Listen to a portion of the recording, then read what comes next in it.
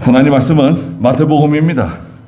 마태복음 11장 12절 말씀부터 말씀을 보도록 하겠습니다. 마태복음 11장 12절 말씀부터 마지막 30절 말씀까지 말씀을 보겠습니다. 세례자 요한의 날들로부터 지금까지 하늘나라가 침입을 당하고 있으니 침입하는 자들은 그 나라를 탈취한다. 모든 선지자들과 율법이 예언한 것은 요한까지니 너희가 받아들이기 원한다면 바로 그가 오기로 되어 있는 엘리야이다. 귀 있는 자는 들어라. 이 세대를 무엇에 비유하겠느냐? 이 세대는 마치 아이들이 장터에 앉아서 다른 아이들을 부르며 말하기를 우리가 너희를 위하여 피리를 불어도 너희는 춤추지 않았고 우리가 애곡하여도 너희는 울지 않았다 함과 같다. 요한이 와서 먹지도 않고 마시지도 않자 그들이 말하기를 그가 앙령 들렸다 하더니 인자는 와서 먹기도 하고 마시기도 하므로 그들이 보아라 탐식가요 술꾼이며 세리들과 죄인들의 친구다 라고 말한다. 그러나 지혜는 그 행한 일들로 옳다고 입증된다. 그때 예수께서 자신의 권능을 가장 많이 행한 성읍들이 회개하지 않으므로 그들을 꾸짖기 시작하셨다. 고라시나 너희에게 화가 있다. 벳세다야 너에게 화가 있다. 너희 가운데서 행한 권능들을 두로와 시돈에서 행하였더라면 그들은 벌써 베옷을 입고 제 가운데서 회개하였을 것이기 때문이다. 그러나 내가 너희에게 말하니 심판날에 두로와 시돈이 너희보다 더 견디기 쉬울 것이다. 너 가버나움아 네가 하늘에까지 높아지겠느냐? 네가 음부에까지 내려갈 것이다. 너에게 행한 권능들을 소돔에서 행하였더라면 그것이 오늘날까지 남아 있었을 것이기 때문이다. 그러나 내가 너에게 말하니 심판날에 소돔 땅이 너보다 더 견디기 쉬울 것이다. 그 무렵에 예수께서 대답하여 말씀하셨다. 하늘과 땅의 주님이신 아버지, 이것들을 지혜롭고 현명한 자들에게는 숨기시고 어린 아이들에게는 계시하시니 아버지께 감사합니다. 그렇습니다. 아버지, 이것이 아버지께서 기뻐하시는 뜻이기 때문입니다. 내 아버지께서 모든 것을 내게 맡겨주셨으니 아버지 외에는 아무도 아들을 알지 못하며 아들과 그 아들의 계시를 받는 자 외에는 아무도 아버지를 알지 못합니다. 수고하고 무거운 짐진 자들아 모두 내게로 오너라. 그러면 내가 너희를 쉬게 할 것이다. 나는 마음이 온유하고 겸손하니 내 멍에를 메고 내게 배워라. 그러면 너희 영혼의 안식을 얻을 것이다. 내 멍에는 편하고 내 짐은 가볍다.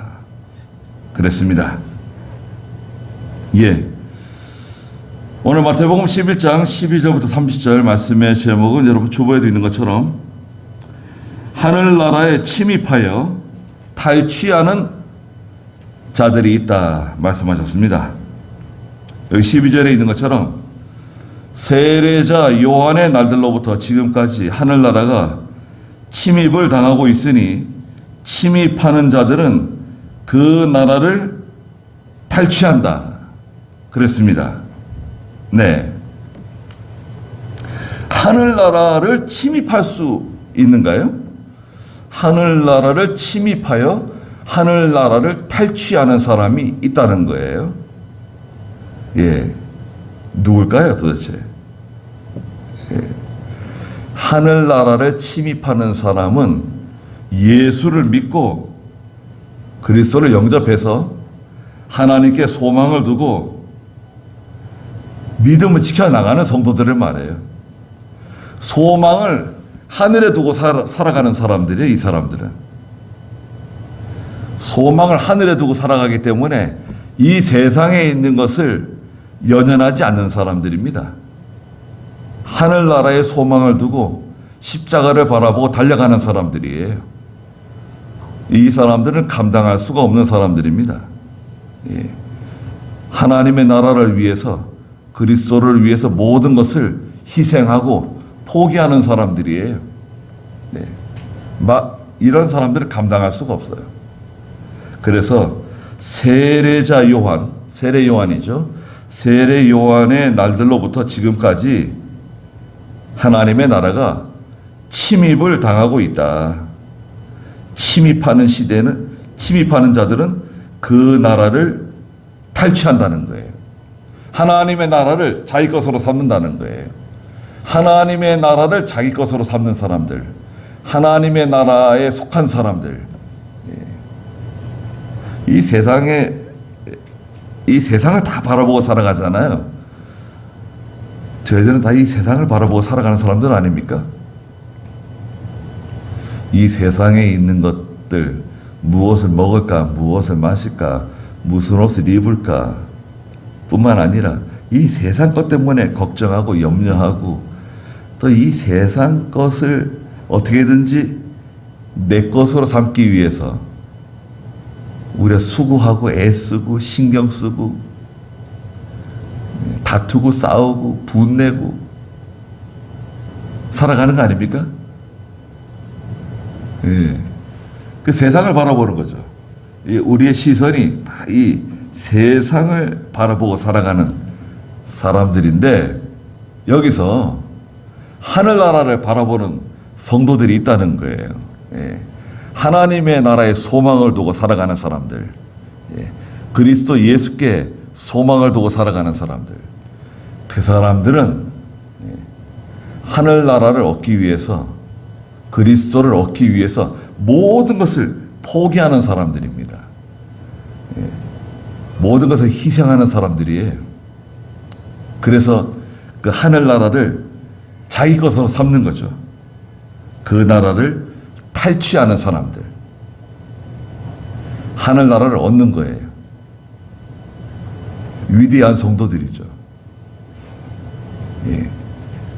가장 위대한 성도들은 이제 순교자들, 예수 믿음으로 인해서 자기 생명 내놓는 순교자들이 위대한 사람들이고, 우리는 뭐 어디쯤 될까요, 여러분?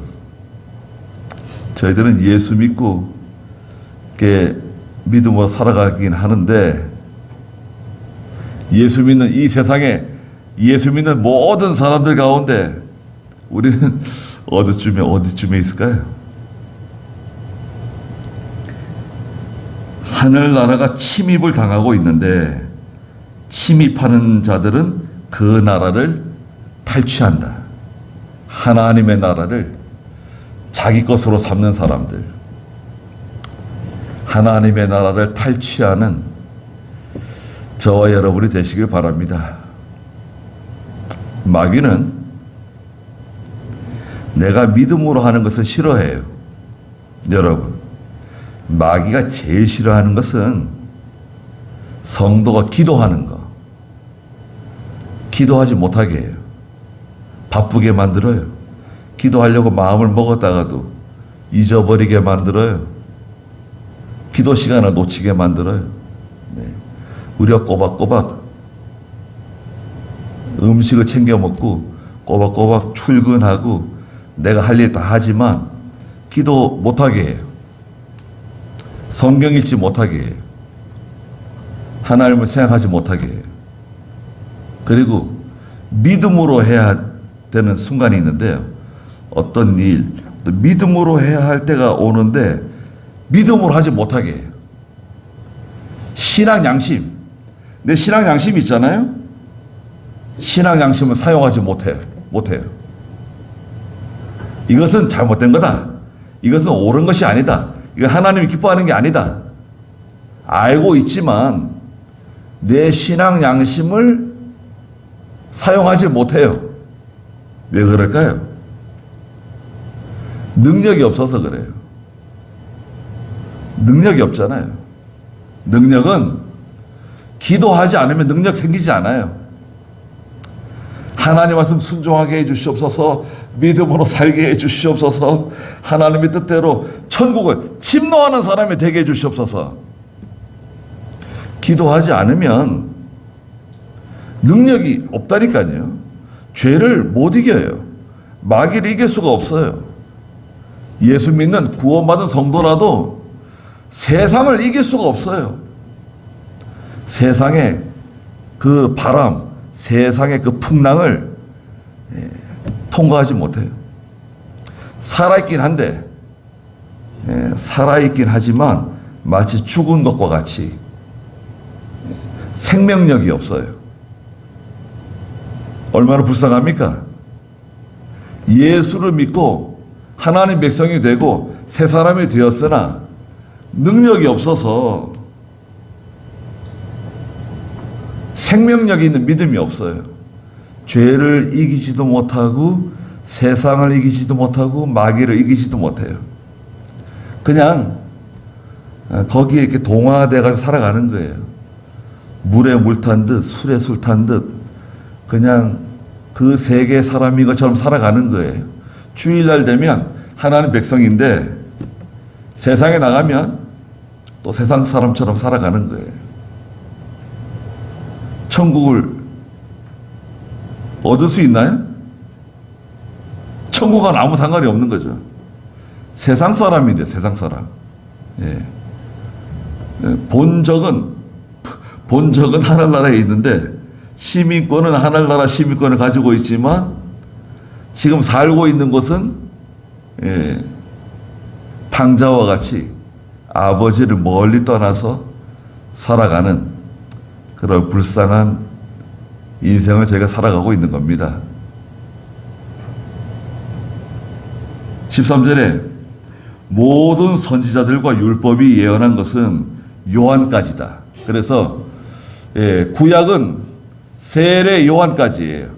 구약의 모든 선지자들, 모든 구약의 모든 예언은 세례 요한까지 구약으로 봐요. 세례 요한 있죠? 그래서 말라기 선지자 있잖아요. 구약의 맨 마지막 말라기 선지자부터 세례 요한이 출생할 때까지, 그때가 한 400년 정도인데요. 보통 그래서 중간기라 그래. 중간기. 말라기 선지자가 세상을 떠나고 세례 요한이 출생할 때까지, 그때를 우리 기독교의 암흑기라고도 말해요. 그 세례 요한이 출생하고 예수님의 앞잡이가 되죠. 예수님보다 6개월 먼저 출생하죠. 그래서 모든 율법과 예언은 세례 요한까지예요. 14절에 너희가 받아들이기 원한다면 바로 그가 오기로 되어 있는 엘리야다 말씀하셨습니다. 엘리야가 온다고 예언했거든요. 말라기 4장 5절과 6절에 엘리야가 다시 온다. 그거 말씀하셨어요. 엘리야? 아니, 엘리야 선지자가 다시 온단 말인가? 말라기 4장 5절 6절 한번 읽어주시겠어요?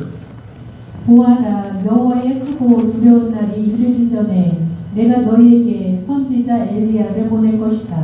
그가 아버지의 마음을 자녀에게, 자녀의 마음을 아버지에게 돌릴 것이다. 네, 내가 엘리야를 보내주겠다. 그 말씀하셨는데 그 엘리야는 그 죽은 엘리야가 살아나서 온다는 게 아니라 엘리야의 심정을 가진, 엘리야의 마음을 가진 사람이 온다는 거예요. 그래서 아버지의 마음을 자녀들에게, 자녀들의 마음을 아버지께로 돌린다는 거예요. 하나님의 마음을 하나님의 백성들에게 하나님께서 버린 것과 같이, 버린 것처럼 생각한 그 죄악된 하나님께 불순종하는 아버지의 마음을 거역하고 아버지를 대적하는 그 자녀들에게 아버지의 마음을 돌이키고 또 자녀들의 마음을 아버지께로 돌이키는 역할을 하는 사람이 엘리야인데 엘리야와 같은 선지자가 올 것이다. 그 사람이 바로 이 세례 요한이라는 거예요. 15절에 귀 있는 자는 들어라. 16절에 이 세대를 무엇에 비유하겠느냐? 이 세대는 마치 아이들이 장터에 앉아서 다른 아이들을 부르며 말하기를 우리가 너희를 위하여 피리를 불어도 너희는 춤추지 않았고 우리가 애곡하여도 너희는 울지 않았다 함과 같다 그랬습니다. 이 세대 예수님께서 지금 말씀하고 계시는데요. 이 세대는 어떤 세대인가? 이 세대는 마치 아이들이 장터에 앉아서 다른 아이들, 친구들을 부르면서 말하는데요. 우리가 너희를 위하여 피리를 불어도 너희는 춤추지 않았다. 복음을 전해주고 기쁜 소식을 전해주고 구원의 복된 소식을 전해줘도 복음을 받아들이고 영접하고 예수 그리스도로 돌아오고 기뻐하고 즐거워해야 되는데 아무리 복음을 전해줘도 사람들이 그 복음을 받아들이지 않는다는 거예요. 복된 소식을 영접하지 않는다는 거예요. 그게 이 세대다. 그리고 또 우리가 애곡하여도 너희는 울지 않았다는 거예요. 죄에 대해서 죄를 책망하고 죄에 대해서 말해줘도 그것을 부끄럽게 여기고 수치로 여기고 하나님 앞에서 회개하고 애통해야 하고 하나님께 돌아와야 되는데 울지 않는 세대가 되었다는 거예요. 울지 않는 세대. 하나님의 은혜에 감격해가지고 눈물도 흘리고 참 예수님의 십자가를 생각하며 울고 그런 적이 있었나요? 네? 어떤 분하고 요번에 명절 때 통화를 했는데 고향에 내려갔대요. 요즘 어디 사냐고 물어봤더니 평택에 있대요. 교회는 어디 나가냐 그랬더니 평택에 있는 장로교 교회 나가고 있대요. 새벽 예배 나가는데 새벽 예배 나갔는데 자꾸 눈물이 난다는 거예요. 눈물이 나가지고 오래 못 앉아 있고 나온대요. 그 눈물 나는 게 얼마나 좋은 건데 왜 거기 나올 필요가 뭐가 있냐? 거기서 계속 기도하고 눈물이 난다니까 너무 감사하다고 제가 그랬죠. 네. 거기서 엉엉 통곡하는 것도 아닌데 나올 필요가 뭐가 있냐? 새벽에 나가서 기도하는데 자꾸 눈물이 난대요. 그거냐? 너무 참 좋은 거다. 예배당에 가서 이렇게 앉아만 있어도 눈물이 나고 예수님을 생각만 해도 눈물이 나고 십자가를 생각해도 눈물이 나고 그럼 얼마나 좋습니까? 세례 요한이 예수님의 앞잡이가 되어가지고 돌아다니면서 고생하면서 복음 전하는 그 모습을 생각하면서 눈물이 나고 우리가 피리를 불어도 춤추지 않고 우리가 이렇게 애통해도 눈물을 흘리지 않는 이 시대라는 거예요. 죄를 책망해줘도 울지 않고 덤덤하고 무감각한 세대. 죄에 대해서 감각이 둔해진 세대. 하나님 말씀을 들어도 감각이 둔해져가지고 제대로 은혜를 받지 못하는 땅이 굳어져가지고요. 마태복음 13장에 씨를 뿌리잖아요. 농부가 나가서 씨를 뿌리는데 첫째는 어디 떨어졌죠? 씨가? 길가에 떨어졌죠. 딱딱한 곳에.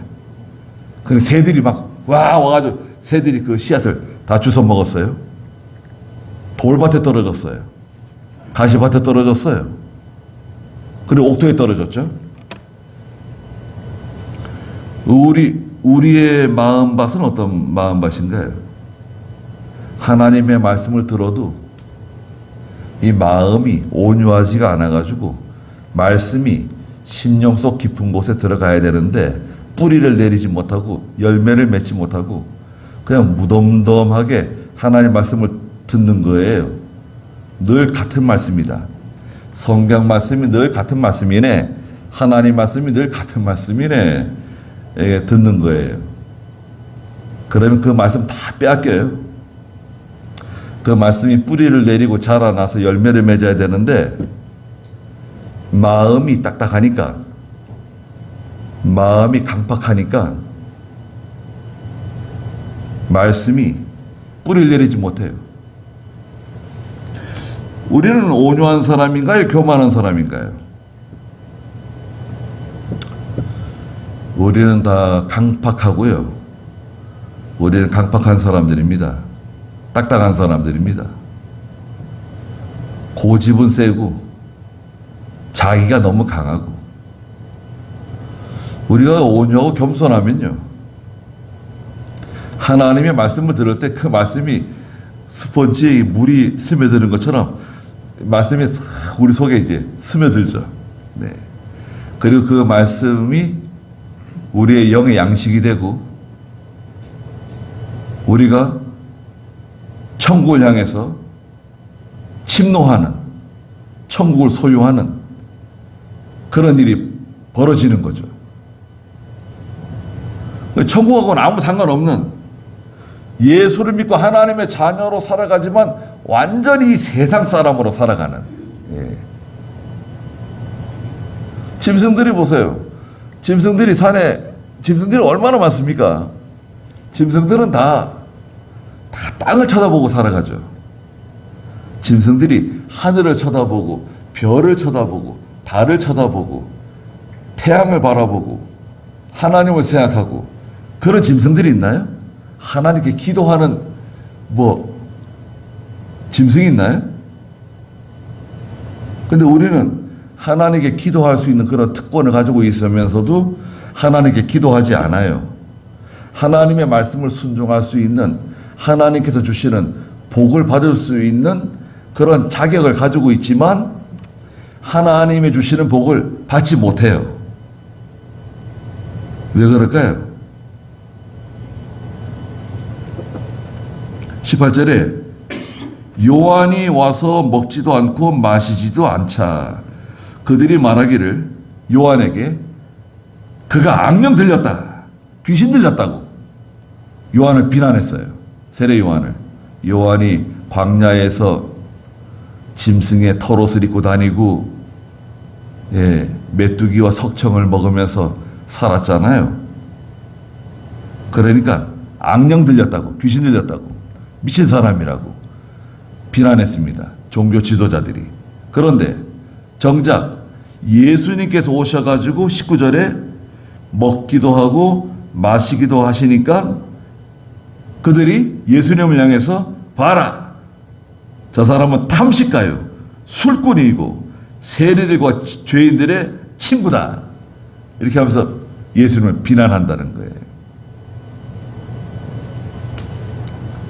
그러니까 세상 사람들에게 좋은 말 들으려고 하실 필요 없어요. 여러분, 믿지 않는 동료, 친구, 믿지 않는 가족이나 형제들에게 좋은 말 들으려고, 칭찬 들으려고, 인정받으려고 애쓰지 마세요. 그거는 진실이 아니에요. 가식이에요. 그리고 믿지 않는 사람들이 그 말하는 것에 대해서 너무 흔들릴 필요 없어요. 거기에 너무 이렇게 비중을 두지 마세요. 사람들이 나에 대해서 무슨 말을 하고 사람들이 나를 어떻게 평가하고 판단한다, 그것 때문에 내 믿음에 영향을 받을 필요가 없어요. 믿음에 영향을 받지 마세요. 왜 다른 사람들이 말하는 것 때문에 내 신앙이 영향받고 내 믿음이 영향받아가면서 살 필요가 뭐가 있어요? 안 그래도 인생이 짧은데. 아무 그 미련이 없어요. 그 세상 사람들이 칭찬하는 말에 영향받지 마시고 또 세상 사람들이 뭐 비난하고 세상 사람들이 뭐 욕하고 조롱한다 그래가지고 속상해하지 마세요. 그건 원래 그런 거예요. 그건 원래 그런 거예요. 그러니까 그런 것 때문에 영향받지 마시기 바랍니다. 그래서 예수님께서 뭐라고 그랬습니까? 그러나 19절 마지막에 지혜는 그 행한 일들로 옳다고 입증된다. 행한 일들로 나타난 증거를 통해서 입증된다는 거예요. 어떤 것이 옳은 것인지, 어떤 것이 참인 것인지 입증될 날이 와요. 반드시 옵니다. 예. 믿음 위에 서 있으면 견고해야 됩니다. 견고하셔야 돼요. 흔들리시면 안 됩니다. 하나님 말씀 위에 서 있잖아요. 내가 진리 위에 서 있잖아요. 그럼 견고하셔야 돼요. 두려워하지 말고 쟁기를 붙잡고 자꾸 뒤를 돌아보면 안 돼요. 아니 쟁기를 붙잡고 뒤를 돌아보면 어떻게 됩니까? 그럼 일이 잘 되겠어요? 쟁기를 딱 붙잡았으면 앞을 향해서 계속 가는 거지. 자꾸 뒤를 돌아보고 또 누가 또 말 걸면 또 거기 또 그 말에 또 영향받고 자꾸 딴 생각을 하고 그러면 그 일 잘 감당할 수 없어요. 제대로 일 못해요. 우리는 들에서 쟁기를 붙잡고 일하는 사람들입니다. 예, 묵묵히 그 일을 잘 감당하시면 됩니다. 20절 읽어보시겠어요? 그때의 예수께서 자신이 권능을 가장 많이 행한 성읍들이 회개하지 않으므로 그들을 꾸짖기 시작하셨다. 고라시나 너에게 화가 있다. 벳세다야 너에게 화가 있다. 너희 가운데서 행한 권능들을 두로와 시돈에서 행하였더라면 그들은 벌써 배옷을 입고 죄 가운데서 회개하였을 것이기 때문이다. 그러나 내가 너희에게 말하니 심판날에 두로와 시돈이 너희보다 더 견디기 쉬울 것이다. 네. 그때 예수께서 자신이 권능을 가장 많이 행한 성읍들이 있는데요. 고라신도 있고 벳세다도 있는데 그 성읍들이 회개하지 않으므로 그들을 꾸짖기 시작하셨다. 예수님이 꾸짖었어요. 예수님께서 많은 이적을 보여주시고 많은 은혜를 베풀어 주시고 하나님 말씀을 많이 증거하셨는데도 불구하고 그들이 회개하지 않고 돌아오지 않는 거예요. 복음을 영접하지 않는 거예요. 그러니까 예수님께서 21절에 고라시나 너에게 화가 있다. 벳세다야 너에게 화가 있다. 너희 가운데서 행한 권능들을 저 두로와 시돈에 행하였더라면, 저 두로와 시돈은 저 이방 나라들이에요. 저 위에 북쪽 해안에 있는 이방 나라들. 두로와 시돈에서 내가 이런 일을 행했더라면 두로와 시돈 사람들이 다 돌아왔을 거라는 거예요. 하나님의 은혜를 많이 받았는데 그동안에 하나님의 은혜를 내가 많이 받았는데도 불구하고 자라나지 않고 하나님의 사람으로 만들어지지 않고 자기의 구원이 잘 만들어지지 않고 항상 그 어린아이의 수준에 있고 자라나지 못하고 젖이나 먹고 단단한 식물을 먹지 못하고 항상 연약하고 죄 가운데 쌓여 있고 순종하지 못하고 죄를 이기지도 못하고 그냥 세상에 얽매여 가지고 세상 사람들 때문에 힘들어하고 세상 때문에 고통당하고 한숨 쉬고 낙심하고 아니 너희 가운데서 행한 권능들을 두로와 시돈에서 행하였더라면 그들은 벌써 베옷을 입고 제 가운데서 회개하였을 것이기 때문이다. 그러나 내가 너희에게 말하니 22절에 심판날에 두로와 시돈이 너희보다 더 견디기 쉬울 것이다. 두로와 시돈은 마지막에 다 망해요. 에스겔 28장에 가면 두로와 시돈이 하나님의 심판받는다고 말씀하셨어요. 세상 나라에 두로와 시돈은 장망성의 장망성. 여러분 장망성이라고 들어보셨죠? 장망성. 장차 하나님의 심판을 받아서 망할 수밖에 없는 도성. 그게 장망성이에요. 여러분 지금 우리가 살고 있는 이 세상 있잖아요. 여러분 우리가 지금 발을 딛고 살고 있는 이 세상이 장망성이죠. 두로와 시돈 장망성이에요. 여러분 우리는 장망성에서 사는 사람들이에요. 나그네로 사는 사람들입니다. 나그네. 우리 지나가는 사람들이에요. 여기서 영원히 사는 사람들이 아닙니다. 잠깐 이제 지나가는 거예요. 그리고 이곳은 장망성이고. 근데 어떻게 여기서 어떻게 좀 잘해보자고. 야곱이 숫곳에 머물러가지고 사건 났잖아요. 숫곳에 머물면서 거기다 집을 지었어요.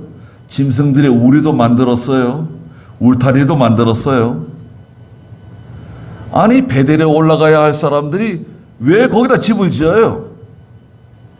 잠시 머물다 갈 건데 왜 거기에다가 짐승들의 우리를 짓고 울타리를 만들고 왜 그러는 거예요? 그러는 바람에 사고가 난 거 아닙니까? 우리는 잠깐 여기 머물다 가는 사람들이에요. 그것이 있어도 좋고 그것이 없어도 좋은 거예요. 그것이 없으면 뭐 큰일 날 것처럼 또 내가 계획한 대로 되지 않으면 무슨 큰 일 치르는 것처럼 그렇게 뭐 낙심하고 좌절하지 마세요. 하나님께서 도와주시면 잘 될 수 있고 하나님께서 도와주시지 아니하시면 잘 안 될 수도 있다. 이렇게 생각을 하세요. 이건 반드시 이건 꼭 뭐 성공해야 된다. 이것은 반드시 우리가 계획한 대로 돼야 된다. 그러면 괜히 스트레스 받고 힘들어요. 그렇게 하게 되면 무리하게 돼요. 무리하게 돼가지고 여러 가지 어려운 일이 자꾸 겹치게 됩니다. 일을 벌리지 마세요. 욕심으로 일을 벌리게 되면 감당하기 어려울 수도 있어요.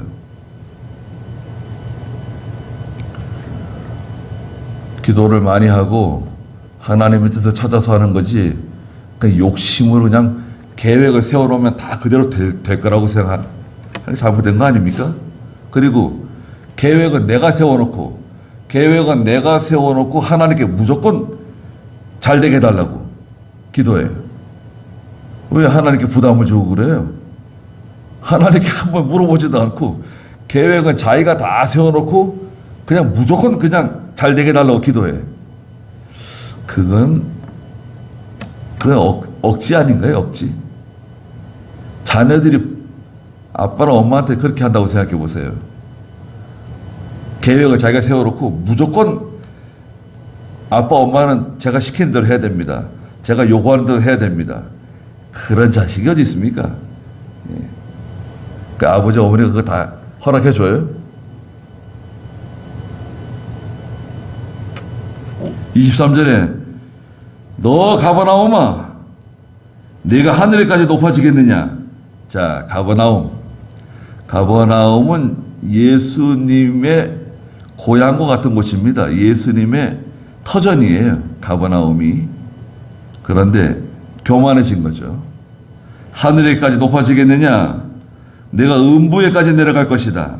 너에게 행한 권능들을 소돔에서 행하였더라면 그것이 오늘까지 남아있었을 것이기 때문이다. 그러나 내가 너에게 말하니 심판날에 소돔 땅이 너보다 더 견디기 쉬울 것이다. 네. 예수님의 육체적인 면, 예수님이 외부적으로 행하시는 이 일만 보고 따라오는 사람들이 많았어요. 예수님이 행하는 기적, 이적, 여러 가지 표적을 보고 예수님을 많이 따라왔죠.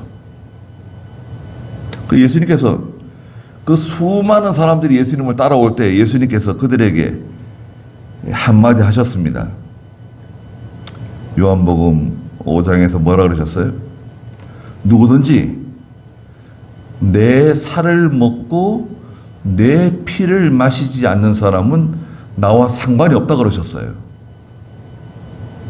그러니까 사람들이 깜짝 놀랐습니다. 아니, 자기 살을 먹고 자기 피를 마시지 않으면 상관이 없다고. 그러니까요, 그 많은 사람들이, 여러분, 그렇게 많은 사람들이 여러 날 동안 예수님 쫓아다니는 사람들이 다 달아났어요. 정말 한 명도 남지 않고 다 달아났어요. 여기 예수님의 제자들만 남았어요. 12제자들만 남았습니다. 그 예수님께서 그 12제자들에게 뭐라 그러셨습니까? 너희도 가려면 가라고 그러셨어요. 너희도 가려느냐? 너희도 가려면 가라는 거예요. 예수님은 사람 붙잡지 않았어요. 여러분, 너는 나를 떠나면 안 된다. 너는 나를 배신하면 안 된다. 너는 내 사람이다. 사람 붙잡지 않았습니다. 사람이 무슨 소용이에요? 예수님의 피와 살을 먹는 게 뭡니까? 예수 믿는 거예요. 예수 믿는 거. 예수 그리스도의 그 세계에 동참하는 거예요. 외부적으로 드러난 거, 이적, 기적, 표적, 무슨 희한한 대단한 그런 걸 보고 따라오는 게 아니라 예수 그리스도의 세계, 하나님의 세계를 바라보고 예수님을 따라가는 거지. 예수 믿으면 복 받는다고, 부자 된다고, 병 낫는다고 예수님을 따라가는 사람들이 많습니다. 그 사람들은 마치 그때 그 들판에서 예수님이 나눠주는 보리빵과 물고기를 얻어먹고 배가 불러가지고 예수님 따라다니는 사람과 같아요. 부자 되면 예수 믿고, 병 나으면 예수 믿고, 잘 되면 예수 믿고, 성공하면 예수 믿고, 믿음으로 살고, 잘 안 되면 어떻게 합니까? 내가 예수 믿고 잘 안 됐다. 예수 믿고 병 났다. 예수 믿고 실패했다. 그럼 예수님 버릴 거예요?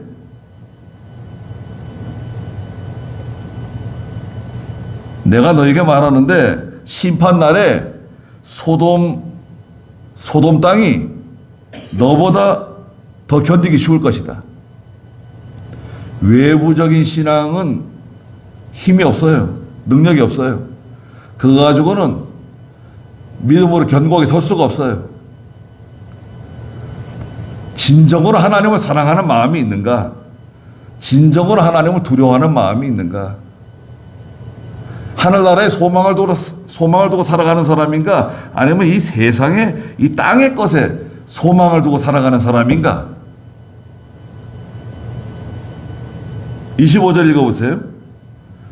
그 무렵에 예수께서 대답하여 말씀하셨다. 하늘과 땅의 주님이신 아버지, 이것들을 지혜롭고 현명한 자들에게는 숨기시고 어린아이들에게는 계시하시니 아버지께 감사합니다.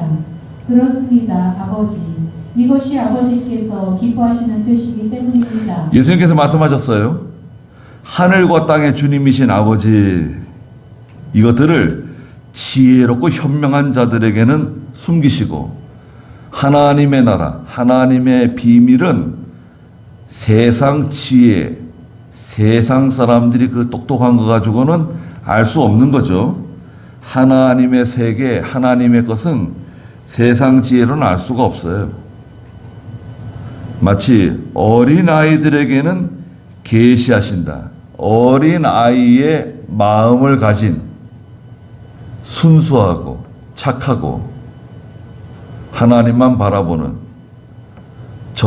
젖을 사모하는 신앙, 하나님 말씀을 사모하고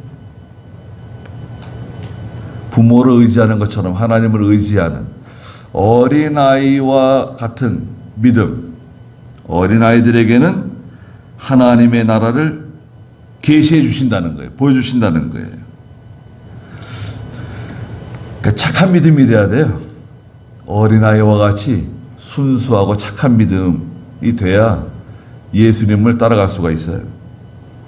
그렇습니다. 26절에 아버지, 이것이 아버지께서 기뻐하시는 뜻이기 때문입니다. 네. 세상에 지혜롭고 현명한 사람들 믿음이 자라나기 힘들어요. 자, 마지막으로 27절에 내 아버지께서 모든 것을 내게 맡겨주셨으니 아버지 외에는 아무도 아들을 알지 못하며 하나님 아버지 외에는 예수 그리스도를 아는 분이 아무도 없어요. 또 아들과 그 아들의 계시를 받는 자 외에는 아무도 아버지를 알지 못한다. 계시를 받지 않는 사람은 아버지와 아들을 알 수가 없어요.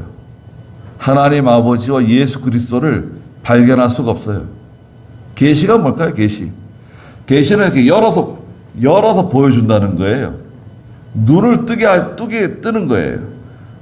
가만히 앞을 보지 못하는 사람이 눈을 뜬 거예요. 하나님을 발견한 거예요. 예수님을 발견한 거예요. 믿음을 발견한 사람이에요. 우리 계시 받은 거죠, 여러분. 하나님께서 우리 눈을 뜨게 하셔가지고 하나님 발견했죠. 예수님 발견했죠. 영원한 하나님의 나라 발견했잖아요. 이런 선물을 받았어요. 이런 복을 받은 사람들이에요. 얼마나 감사합니까? 세상에 많은 사람들이 있는데, 여러분, 우리 주변에 수많은 사람들이 있는데 하나님 발견하지 못하고 예수님 발견하지 못하고 하나님의 세계를 발견하지 못하고 그냥 이 세상에서 살아가는 거 아닙니까? 이 세상에서 그냥 고생하며 수고하며 애쓰며 살아가는 사람들이잖아요. 우리는 그래도 믿음은 없어도 하늘나라 바라보잖아요. 우리가 이 세상에서 내가 고생하고 있지만 이제 하나님께서 부르시면 나는 언젠가 하늘나라 갈 사람이다. 이 세상은 내가 지나가는 나그네 인생이다. 알고 있잖아요. 그 사람들과는 인생관이, 세계관이 완전히 다르죠. 가치관이 완전히 다른 거 아닙니까? 같은 시대를 살아가지만 우리는 완전히 다른 사람들이잖아요. 그래서 예수님께서 28절에 수고하고 무거운 짐진 자들아 모두 내게 오너라 그러셨습니다. 이 세상 사람들이 다 수고하고 무거운 짐을 지고 다니는데요, 말씀드린 것처럼 고생 많이 하고 무거운 짐을 지고 다닙니다. 어머니 뱃속에서 태어나자마자 이 무거운 짐, 이로 말할 수 없이 무거운 짐을 다 등에 지고 다니는 사람들이에요. 사람들은 다. 이 짐은 두 가지라 그랬죠. 인간이 해결할 수 없는 무거운 짐 두 개가 있는데, 첫째는 죄의 짐이다. 죄의 짐. 그 무거운 그 산더미 같은 죄의 짐을 짊어지고 있어요. 거기다가 또 하나는 사망이에요. 사망의 짐, 죽음의 짐. 죄와 죽음의 짐을 다 걸머지고 다니는 사람들이에요. 이게 무거운 짐입니다. 세상에서 일하면서 수고하고 애쓰고 땀 흘리고 그게 무거운 게 아니라, 무거운 짐은 무슨 짐이라 그랬죠? 첫째는 죄의 짐이에요. 죄의 짐. 우리는 죄의 짐 다 내려놨잖아요. 예수님께서 우리의 죄의 짐 다 걷어치웠잖아요. 그 다음에 사망의 짐. 예수님께서 부활하심으로 우리 위에 있는 그 사망의 짐 다 치워주셨잖아요. 그래서 성경은 성도에게 자유자라고, 예수 믿고 하나님의 자녀가 된 사람을 자유자라 그랬어요. 자유자. 자유한 사람이라고. 마치 날아다니는 새처럼 자유로운 사람들이라고 말씀하셨어요. 무거운 짐이 없어졌어요. 죄의 짐에 눌려서 고생하지 않아요. 사망의 짐에 눌려가지고 짓눌리지 않아요. 얼마나 가볍습니까? 사는 게. 얼마나 행복합니까? 뭐 걱정이에요? 근데 이 세상 사람들을 보세요. 그 무거운 짐을 다 치고 다니는 거예요. 매일같이. 불쌍하지 않습니까? 수고하고 무거운 짐 진 자들아, 다 내게로 와라. 그러면 내가 너희를 쉬게 할 것이다. 예수님께 가면 그 무거운 짐 다 예수님이 다 걷어주세요. 다 치워주세요. 한 번 그 짐을 치우시면 다시는 그 짐 없습니다. 그리고 29절에 나는 마음이 온유하고 겸손하니 내 멍에를 메고 내게 배워라. 예수님이 주시는 멍에가 있어요. 예수님께서 우리에게 주시는 멍에는 뭘까요? 예수 믿음으로 말미암아 지는 멍에예요. 이 멍에는 순종입니다. 순종. 그러면 너희 영혼의 안식을 얻을 것이다. 내 멍에는, 예수님이 주시는 멍에는 편하고 내 짐은 가볍다. 예수님이 주시는 그 멍에는 편안한 멍에예요. 그렇게 고달픈 멍에가 아닙니다. 누가복음 9장 23절에 날마다 자기 십자가를 지고 나를 따라오라고 예수님 말씀하셨는데, 그 읽고 마치자고요. 누가복음 9장 23절. 모든 이들에게 말씀하셨다. 누구든지 나를 따라오려거든 자기를 부인하고 날마다 자기 십자가를 지고 나를 따르도록 하여라. 네, 누구든지 나를 따라오려거든 자기를 부인하고 날마다 자기 십자가를 지고 나를 따르도록 하여라 말씀하셨습니다. 기도하겠습니다. 우리 주 예수 그리스도의 크신 은혜와 하나님 아버지의 무한하신 사랑하심과 성령의 감화하시고 감동하시는 은혜의 역사가 이 자리에 함께한 사랑하는 모든 성도들과 믿음의 자녀들과 믿음의 가정에 항상 계시기를 축원하옵나이다. 아멘.